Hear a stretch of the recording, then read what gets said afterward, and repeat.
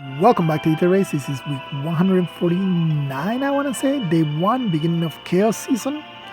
And we have 10 minutes. So let's get started. This team is the only one I'm probably going to change out, but all the other teams are Meteos being a bonus unit and Ash being a bonus unit. So this one we just got to get a kill with Meteos. This one we got to kill with Ash, and we gotta make sure we get the kill with the correct Ash, because we have both of them. This one we have both. We have Citrine. We partner her with Aether so she can get the extra movement space, and then Chrome will give infantry speed tactics, so she can get infantry speed.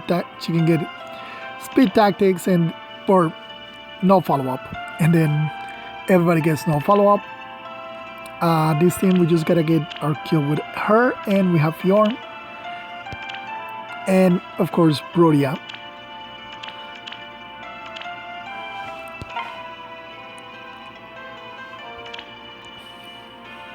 Alright, so we can deal with this. How many merges on this? Ooh, they have a +10 Fjorm as well, but she doesn't have no follow-up, and ours does have no follow-up.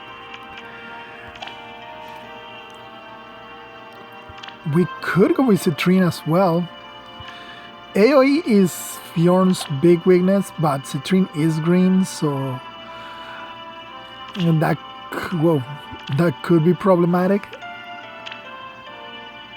Their savior is not existent. They don't have a savior. You do have to watch out for Mer because she is a flying unit, so she can move over here. And for some reason there is a Heldigan over here. I have no idea what there is a Heldigan in there, but there's a Heldigan there. Do you have any guidance orders? They just put all their +10 units and Heldigan. Again, why is Heldigan here? I guess he's a Gen 1 unit, so he does get bonus stats. So we have Fjorm there, and we also have Fjorm here. And this team actually does better because we could just let ourselves be panic and enjoy those bonus stats from Robin. And then we have all sorts of... And as long as we don't let Eldigan out, Regan can just kill him. Not Regan. I keep messing up with his name. Ash. Ash can kill him. So it's either that team or this team with Citrine, which also works. No, this is not Citrine. This is the team with Citrine.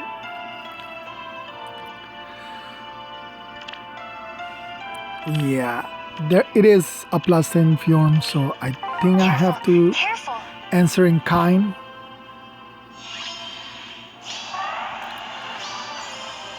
I do have to get a kill with Meteos, so Meteos can kill Eldigan. So as long as I just keep Eldigan trapped in there and just let everybody else come and play, then it really doesn't matter. A lot of repositions and stuff like that, so that can get annoying. We can stop it with Fjorm.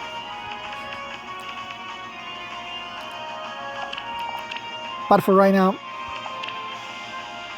let's just get over here.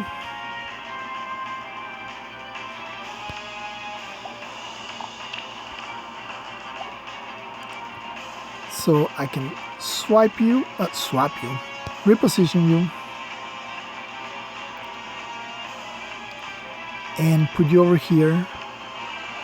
And then what do I do with Element? I guess Element can nudge Fjorm one space and then get in that space, and then she can get smite by Celine. But I'm just gonna take my time. I'm gonna take my extra turn. Careful. Just so way I can get all my support units in place. Take your position.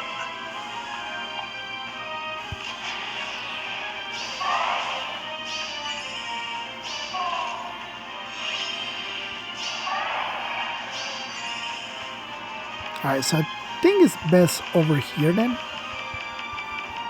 I mean, I'm gonna be giving their Fjorn the bonus style, but I kind of need to not lose the speed war against her.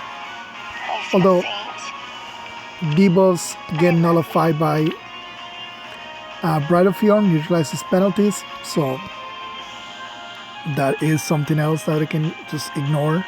So hot. Let's find happiness. No range units. Naturally. You dare.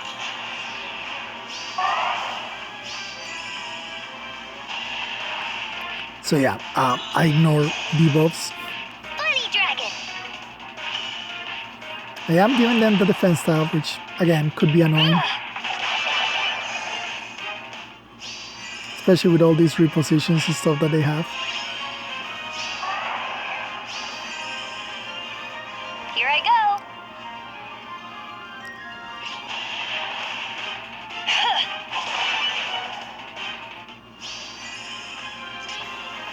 Careful, careful. Take your position. Alright, this is out of range. I'm gonna have to do something with that. But for right now, I think I'm good. I just need to deal with their Fjorn for now.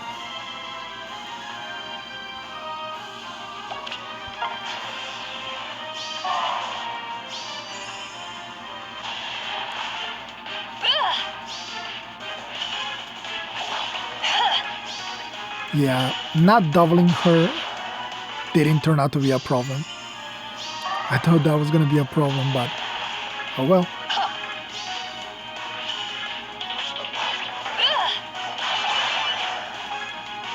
Oh, wait a minute, what am I doing? Okay, so I didn't want to step on this trap because obviously it's a trap and you don't want to stand on traps, but My will is firm. I can just ignore, with Medeos, I can ignore the damage, but I need to get Fjorn to have the effect first.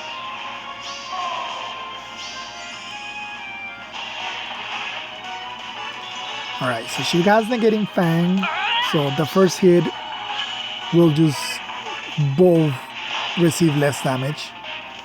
She still take that 18. She took more than that.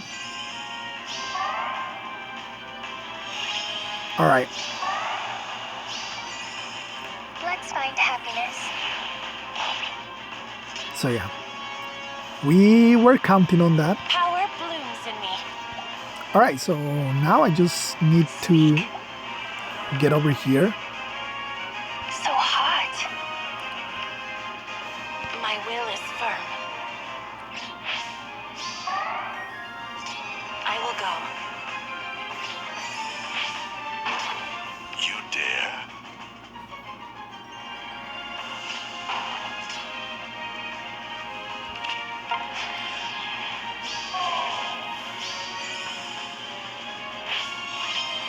Okay, so it's gonna be like that. Take your position. Okay. Let's, Naturally. because we don't want BS. I love you. Alright, from here I can get it on next turn. I can get this on next turn.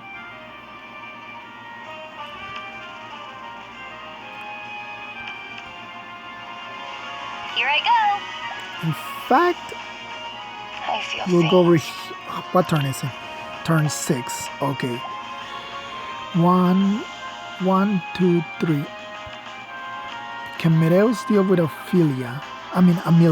Here I go. I'd rather Fjorn deal with Amelia, but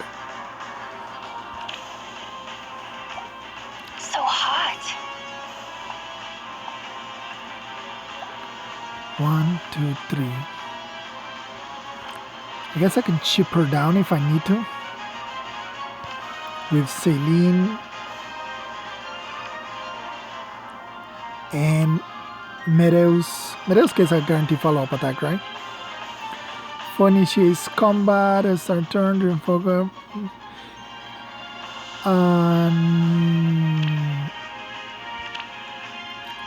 Unit's race has unit's race is guaranteed. Unit makes a guarantee follow-up attack. So I do get a guarantee follow-up attack. Here I go.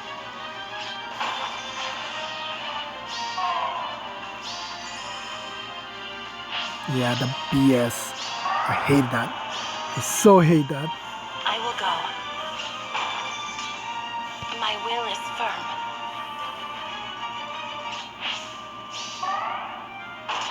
You dare.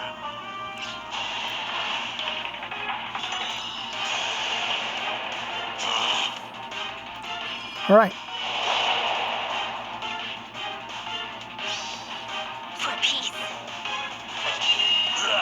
Bonfire did 0. And we can get Fjorn there by repositioning her with Fjorn. So Let's find happiness. I feel faint. so yeah, just having plus 10 units doesn't mean you win.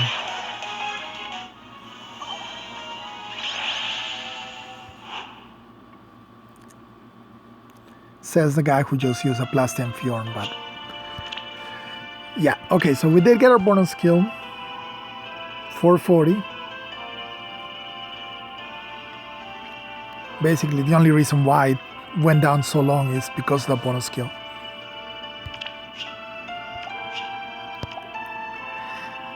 Alright, and that does end this. 2 successes to watch. So my defense team this week is... we have Legendary Minion, as usual. She's just too good to not bring in Chaos Season.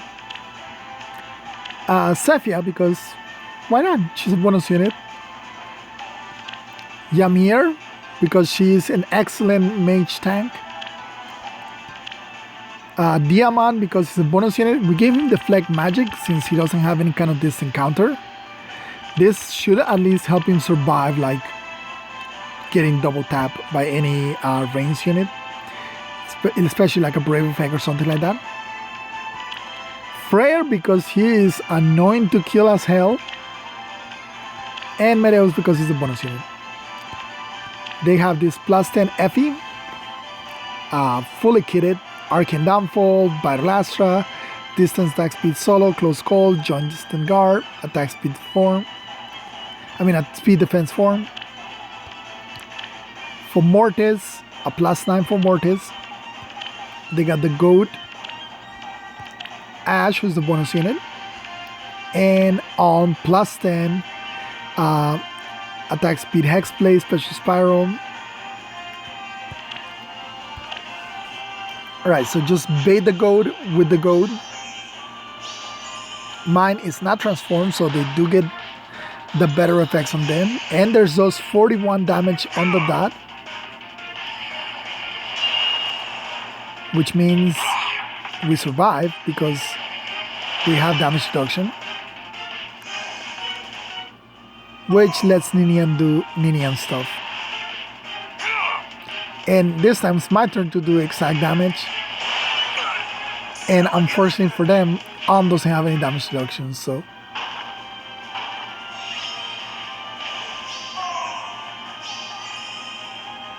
Alright, get their bonus skill by using Ash. So yeah, like I said, the Goat is just really hard to kill. This is a Gale Force Ash, by the way. We did so her kid. So, no, is she a Gale Force? No, she's not a Gale Force. She's growing Ember for some reason. Watch over me, Father. So Diamond almost one shot for Mortis.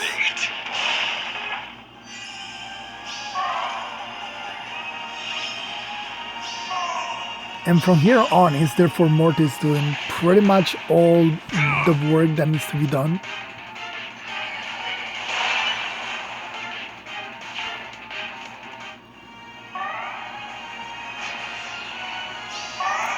Obviously, they moved him to the left so he can be winning the closer to the healing tower next turn.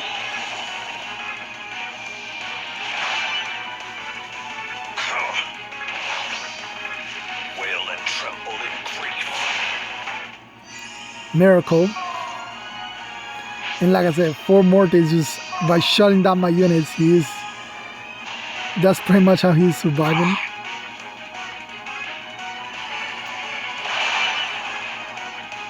Yeah, being able to double Ymir, who's very, very slow. Here they wanted to go after Ninian, but it was the correct, they get strong, I guess you could say, for the trap. Blue units, blue feud.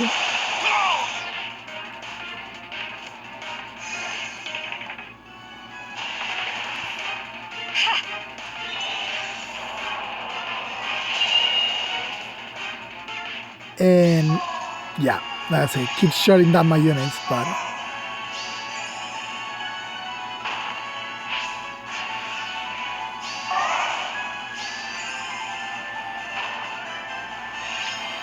Ninian moved first because of course she's melee and Sephia is ranged, so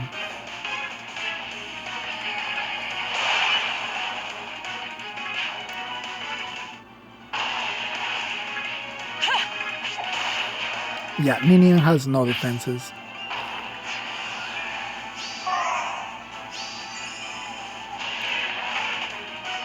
Minus 26 attack. That's just too much. Now, the Freyr is the one that's Gale Force. So, that does limit his skill potential. I'm not running him with Gale Force because it just limits his skill potential. So, once again, they guess the trap and they guess wrong. And they also had no chance of getting the pots.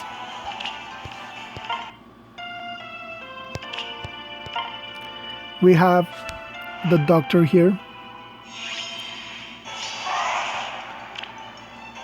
Eliwood plus 10, Surge Sparrow, Windsweep, Rupture Sky.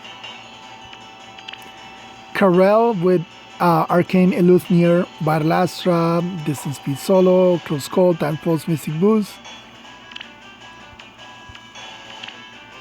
Nails, this is what, like Halloween nails? Yeah, I think it's Halloween, right? This encounter, Firestorm down streets, Speed Rest finish, Death Rest form. So yeah, they fully kitted out these nails. Plus 3 legendary Micaiah. And a plus 10 Sonia with Magical Lantern and Close Reversal.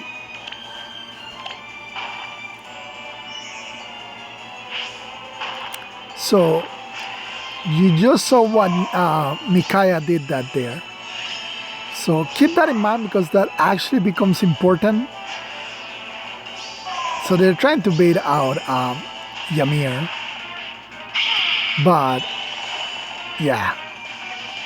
Minus 18 attack. My blood roils. And of course she has damage reduction. And she just healed everything.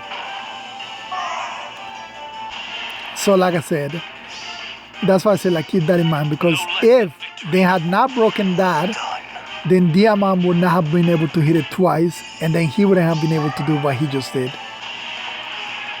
And then of course, since it was turn 2, Ninian gets to do what Ninian does. And yeah, sorry Eliwood,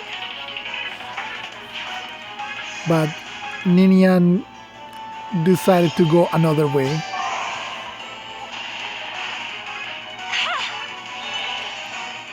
From here on, take out Ninian with Micaiah.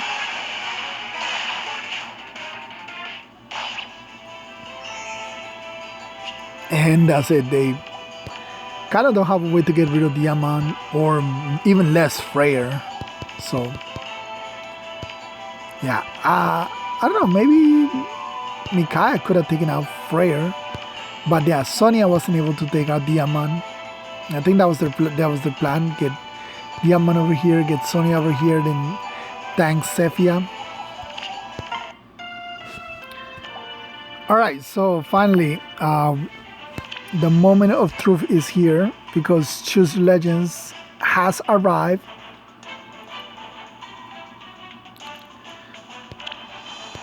We'll go to the actual banner. So we have all of their kills, all their kits and skills, everything. We now know who they are, what they are, and when they are. So we'll go with the way the Fate channel goes. I don't actually like this Corrin's face. It just looks off for some reason. Like it's just too stretched out. Like, but I love her outfit. So she has the Ballast Stone.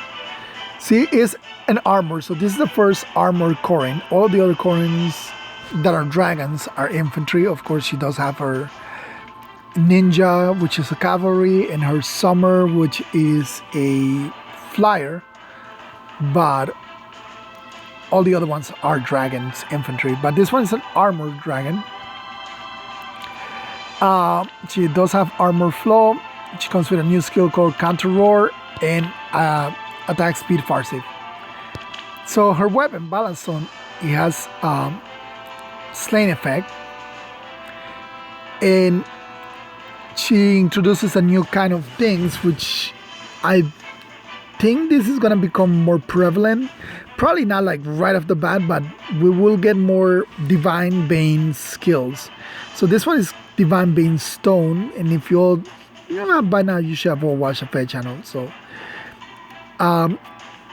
you saw that she just places the Divine Bane, and everybody gets different effects when they're on it. But her as a unit, being a far save unit, she is pretty good. Like possibly top tier far save at the moment. She does obviously have. She can also work as an Omni tank, I would say, because of her A slot. So she has a lot of damage reduction. She has damage reduction here. Reduces damage by 30% from attacks. She has damage reduction here. Reduces damage by 7. That's a flat 7 during combat.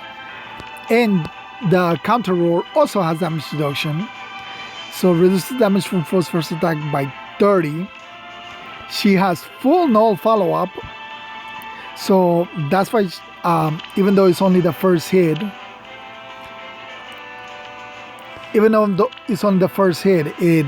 it still doesn't matter too much, because as long as she outspeeds the enemy, she won't get double.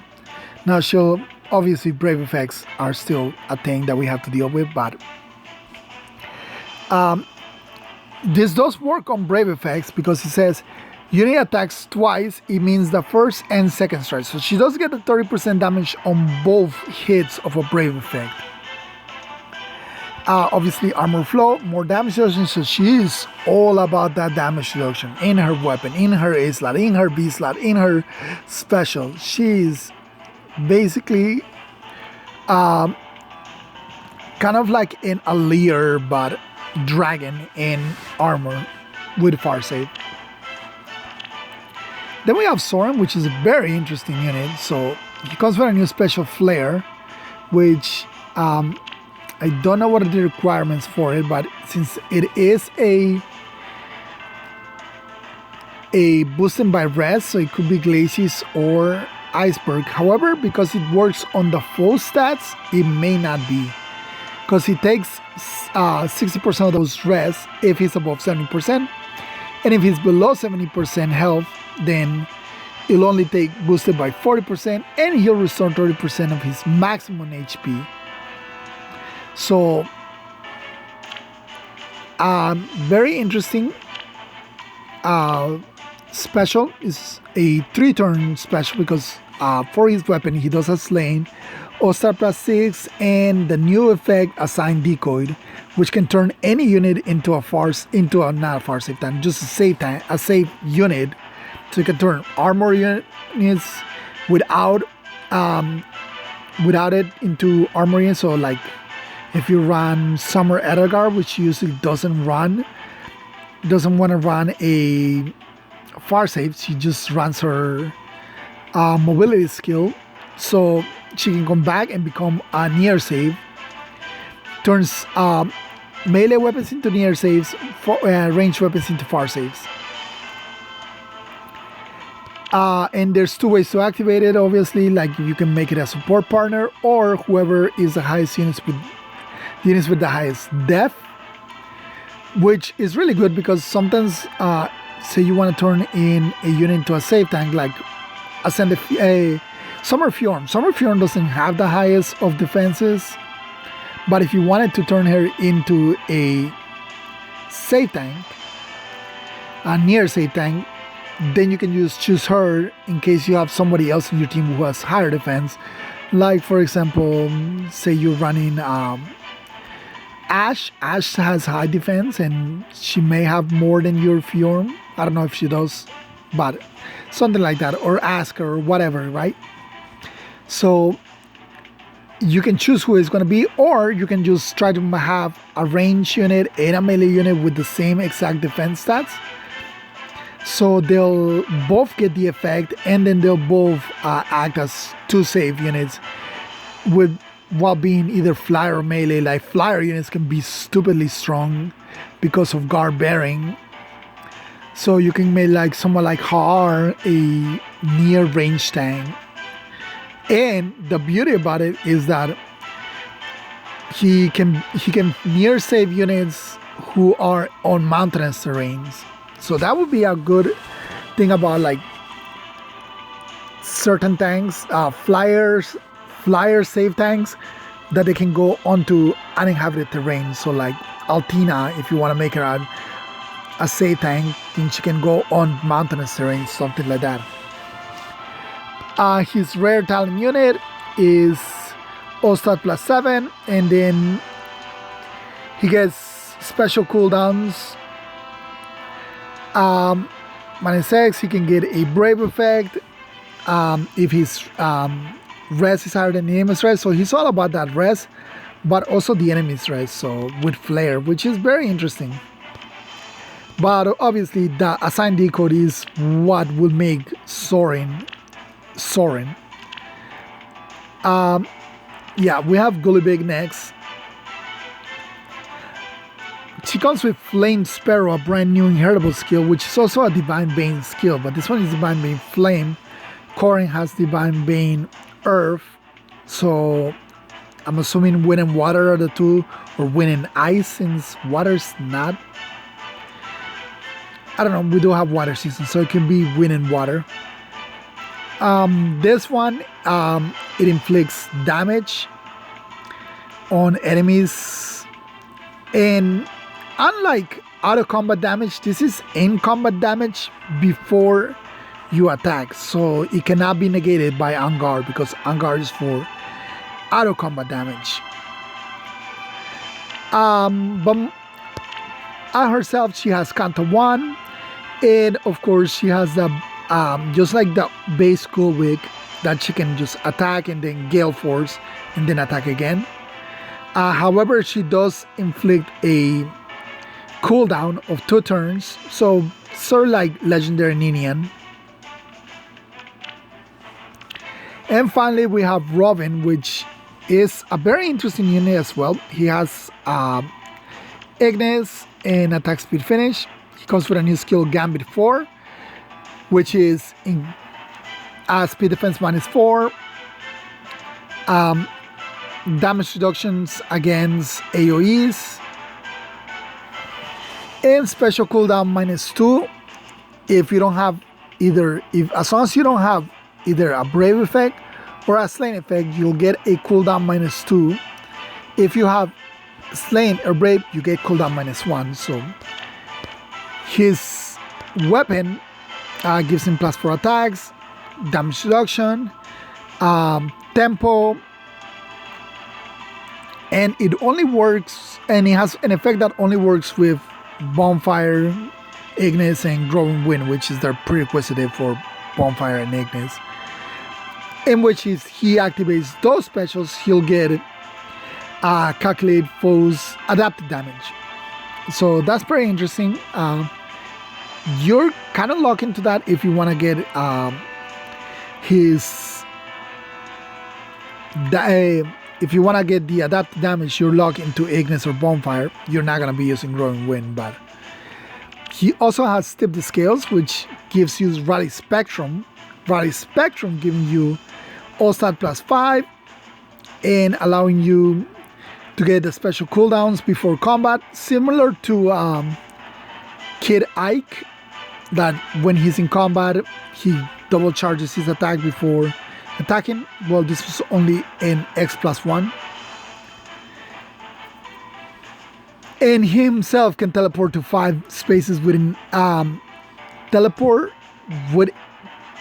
to a unit within 5 spaces that has Rally Spectrum on him, which makes him one of the most mobile units there is.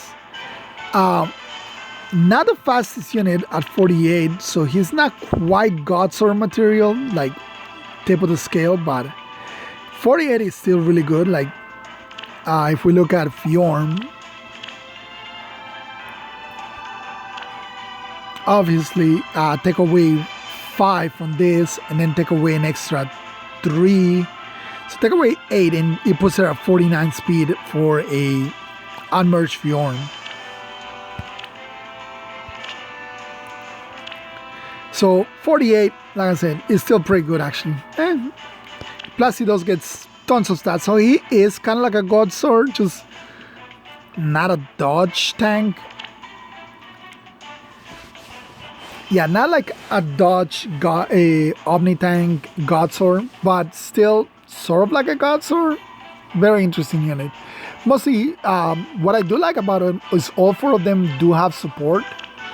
He has his the scales giving the Rally Spectrum. He has the Assign Decoy, turning any unit into a savior.